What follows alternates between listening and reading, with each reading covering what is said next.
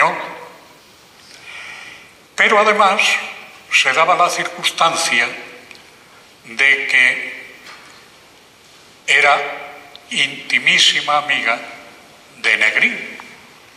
Y entonces Negrín, al estallar la guerra, la llamó por teléfono. Esa conversación telefónica fue detectada, la cogieron, la hicieron prisionera y estuvo a punto de ser fusilada.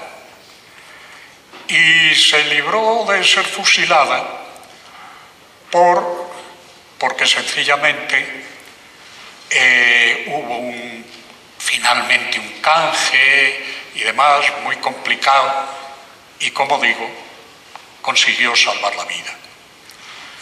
La película, de todas maneras, la película sí se terminó, pero se terminó más tarde y se terminó con otra actriz que sustituyó a Rosita Díaz Gimeno. Y se daba la circunstancia de que después de la guerra, en que salía por una parte Rosita Díaz Gimeno y por otra parte la otra actriz en otras escenas, lo cual era un poco surrealista, pero entonces el nombre de Rosita Díaz Gimeno no aparecía por ninguna parte, con gran sorpresa de los espectadores. Bien, ese fenómeno de que no apareciera el nombre, eso se dio no solamente en esa película, se dio en otras películas españolas.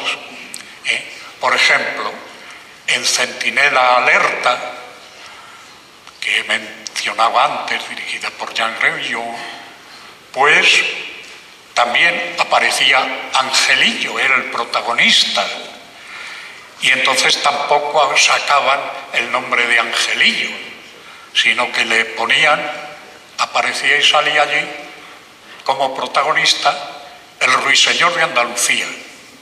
Bueno, es decir, que se produjo en este sentido un verdadero caos y demás. Bien, aparte de eso, lo que quiero decir es que con la guerra se produce un fenómeno, que es que anteriormente a la guerra el centro absolutamente dominante era Madrid, el centro de producción cinematográfico. Y entonces, con motivo de la guerra, se desarrolla también bastante el centro de Barcelona como centro de producción. Entonces, se marca también, primero, el de Barcelona tiene entonces más facilidades para poder realizar películas, etc. ¿Por qué? Pues entre otras cosas y principalmente quizá porque está más lejos de los frentes. Segundo, porque está más cerca de Francia y es más fácil entonces recibir material, etc.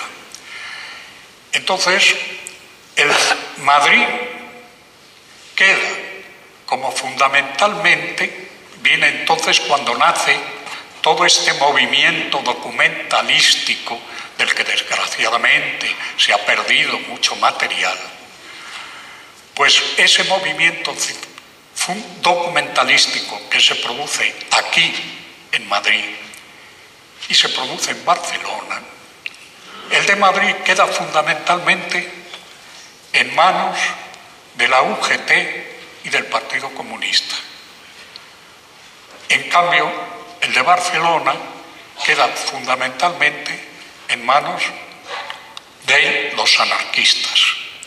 Eso va a marcar, digamos, la producción en un sitio y en otro. Entonces también son muy pocas, claro, los filmes, así como tiene un crecimiento espectacular la producción de documentales. En cambio, la producción de películas de largometraje es muy escasa. Allí en Barcelona, por ejemplo, pues se hace Aurora de Esperanza y, ¿verdad?, de Antonio Sau es quizá la más interesante.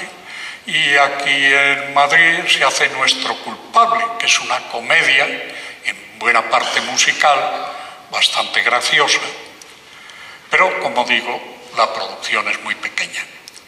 En cambio, como digo, la producción documental es la que cuenta, allí en Barcelona, cuenta desde el principio, vamos, es donde empieza Mateo Santos, hace la primera, que es sobre la primera revuelta que se produce en los primeros días de la guerra. Y esa es la primera película, pero inmediatamente se hacen allí otras y aquí también otras en Madrid. Esta que vamos a ver está naturalmente, es decir, pertenece a toda esa producción de estos años. Como veréis por los títulos, esta fue producida por el Socorro Rojo Internacional y por la Alianza de los Intelectuales Españoles.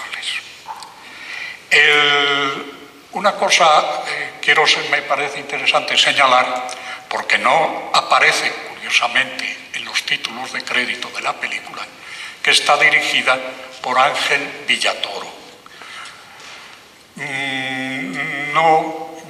Era un realizador no demasiado importante, pero sí sobre todo tuvo una película que desgraciadamente ahora no es localizable, que se llamaba La Caballería Roja, y que era naturalmente sobre la caballería republicana.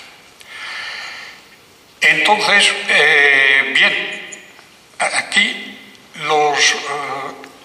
la película consta fundamentalmente de 8 secuencias, 8 muy breves secuencias. La primera es, digamos, podemos calificarla como Madrid, capital del antifascismo, y en la cual se ve Madrid, un Madrid real por una parte, y en parte también como una maqueta que es utilizada. La segunda secuencia es una serie de mítines que se ven advirtiendo de la amenaza fascista, sobre todo en los pueblos próximos a Madrid. En la tercera aparecen algunos miembros de la Alianza de Intelectuales. Entre ellos aparecen los más conocidos, creo que son Ludwig Rehn, Luis Aragón, tan conocido, ¿verdad?, y Gustav Regler.